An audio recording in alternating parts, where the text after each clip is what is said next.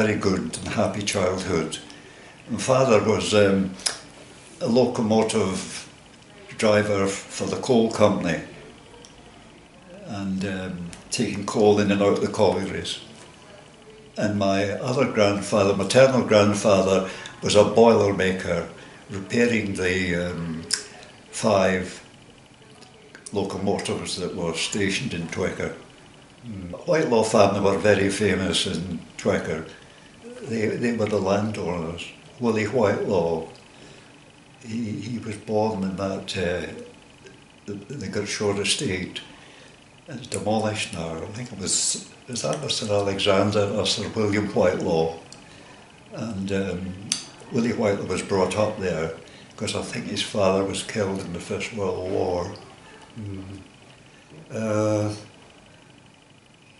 Yes, it was a close community, was Twechar. Everybody knew everybody.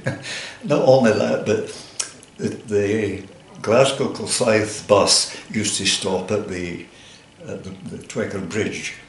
So that was the only entry into Twechar really, was transport. So all the men used to stand there and watch all the passengers getting on and off the buses.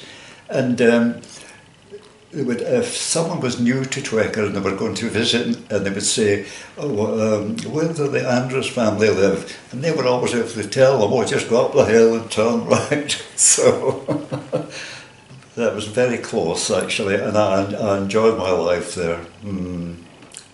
My father was born in Kilsyth, in Dunbartonshire Terrace, which is still there. And my mother was born in Twechar. She was born in Twechar Rows. There was a canal row running parallel with the canal in Twechar, and there was about 35 miners' cottages there, each of 2 rooms, and the front room, that's the main room actually, had 2 bed spaces. And the bedroom had 2 bed spaces with curtains across. And a lot of the families that had a large family, they had what they call hurley beds. It was boards on wheels. And with the family, there wasn't enough room in the beds. We pushed them under the beds. These were called hurley beds. We didn't like them because we didn't have that big a family at that time. But they were very well known, the hurley beds. Yes, in 1937 the Co-op, and I think there's a picture of it there, opened what we used to call it a store and a butchery. And that was 1937.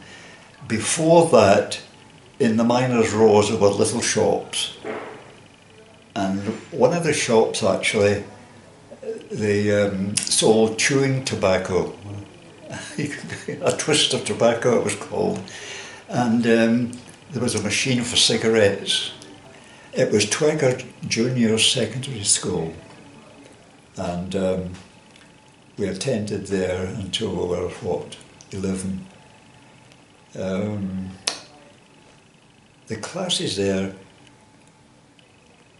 they were divided actually. You had the high class and the low class.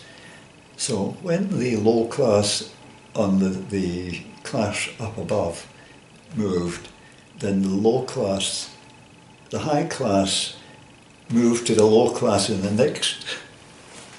Quite complicated actually, just the one teacher. So she was teaching two subjects really, for the low class and the high class.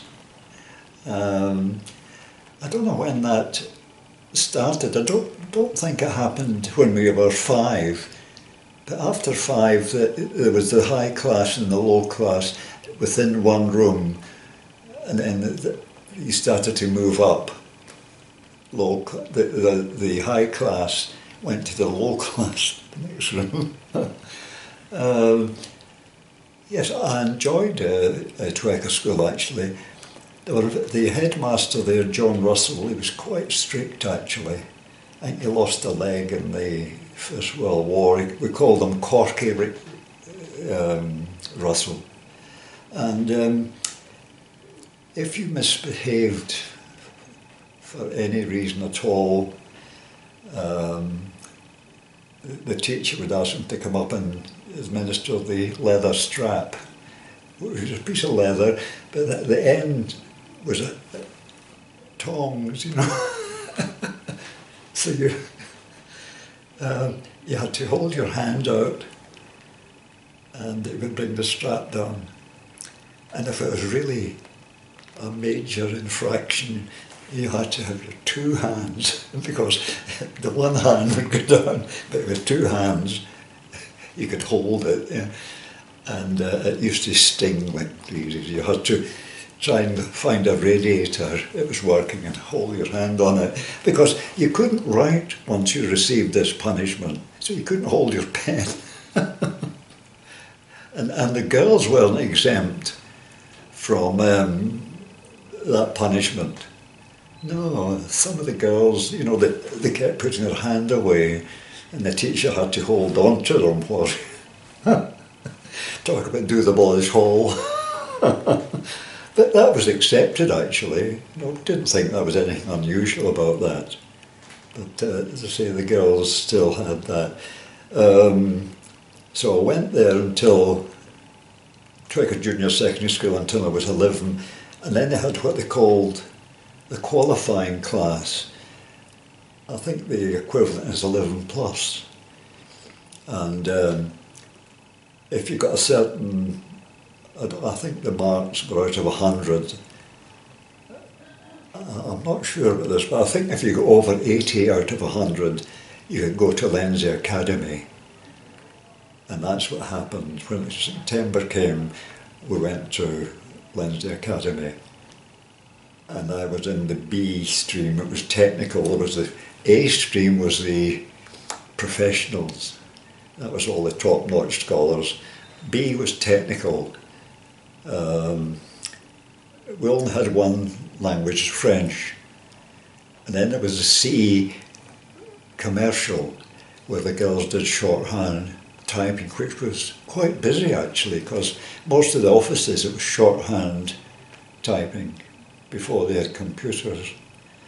And going to Lindsay, we used to know, we went the bus to Lindsay, because Lindsay's in a nice area actually, and you could see all these men going up to Lindsay station with their bowler hats and briefcases.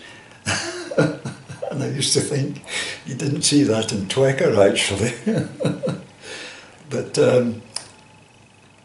it was a good school actually.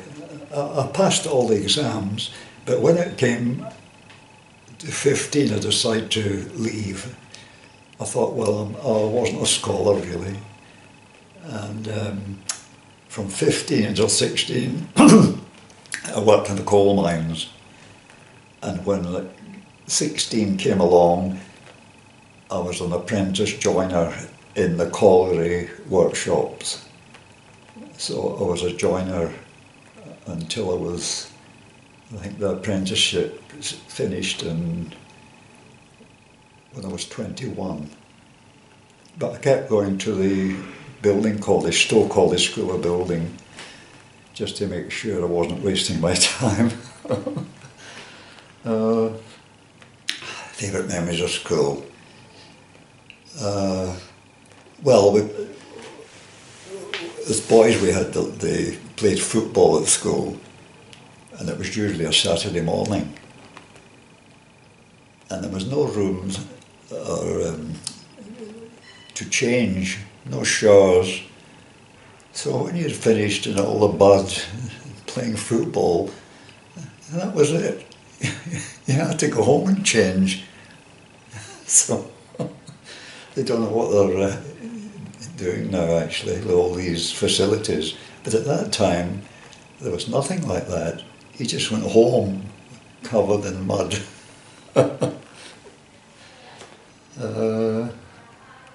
Yes, I enjoyed Twechar School very much actually.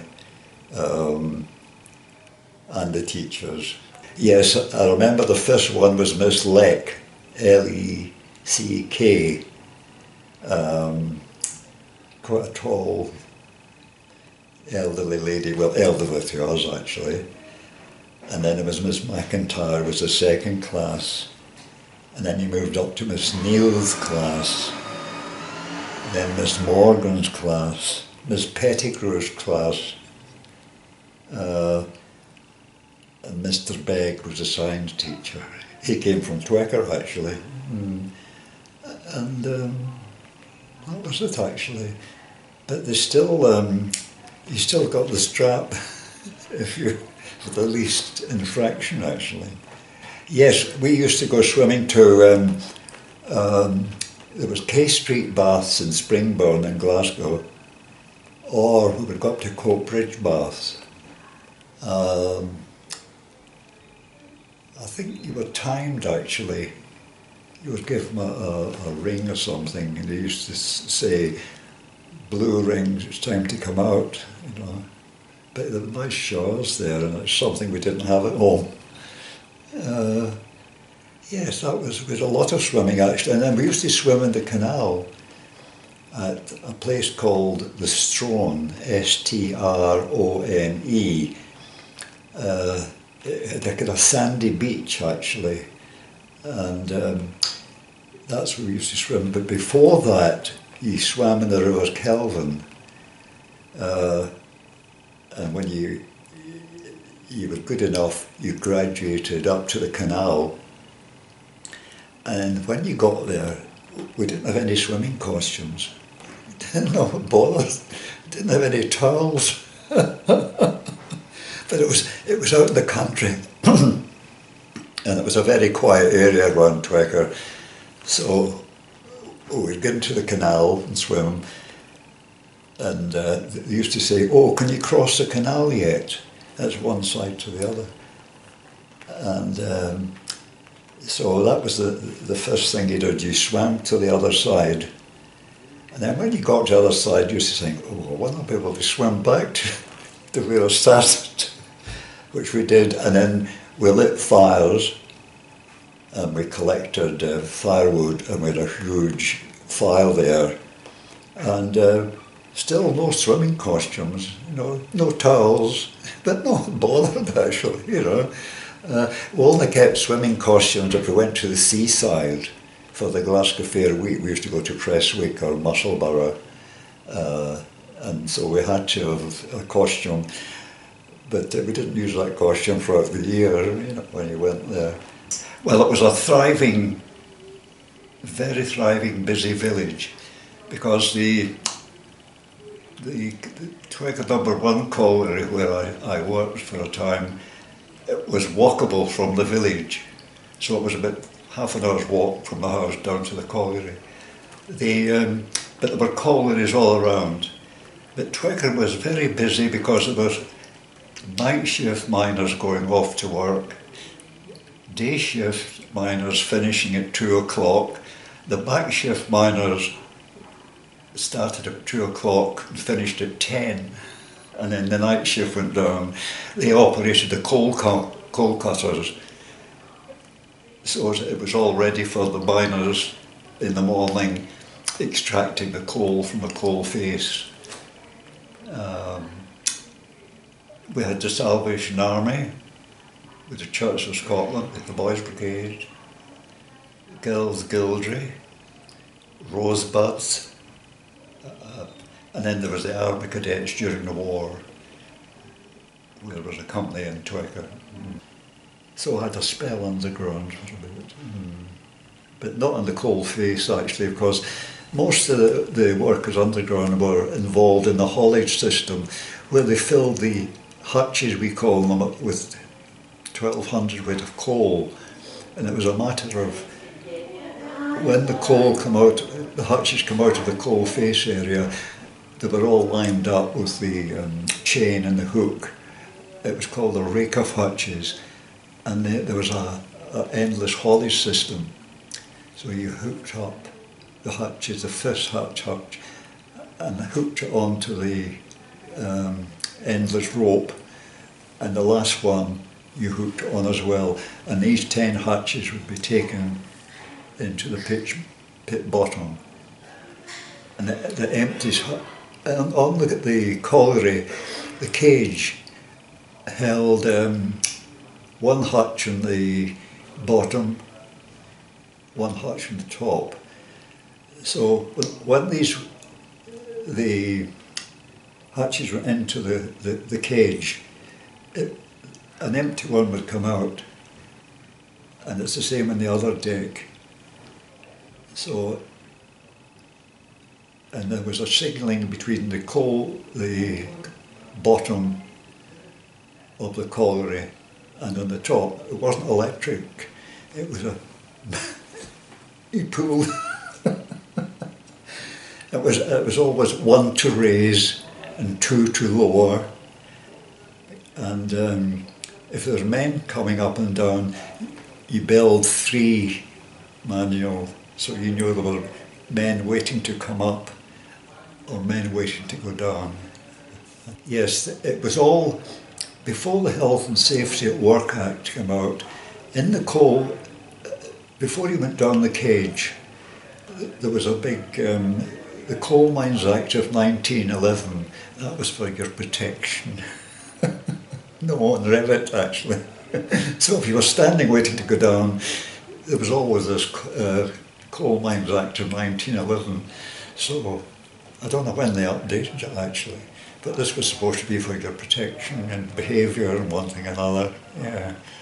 Well, it was better than working on the pit head because it was warmer, and of course you had your lamp.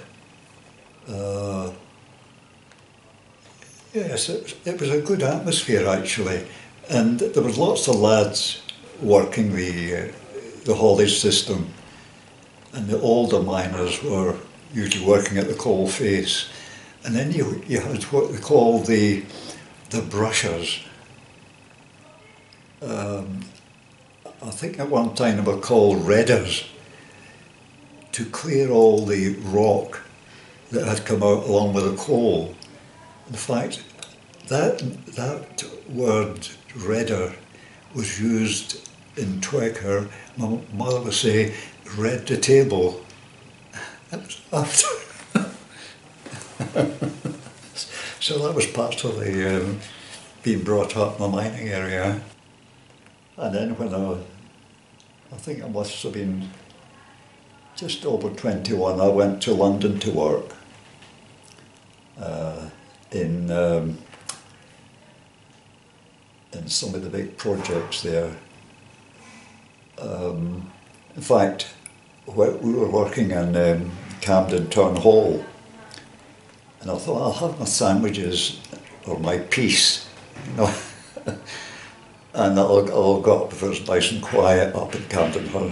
So I went up on the balcony, and there was an orchestra playing there, and it was the London Philharmonic Orchestra, which was owned by Sir Thomas Beecham. And there was Sir Thomas Beecham conducting me, and I was sitting there eating my sandwich. So I enjoyed that actually, yeah.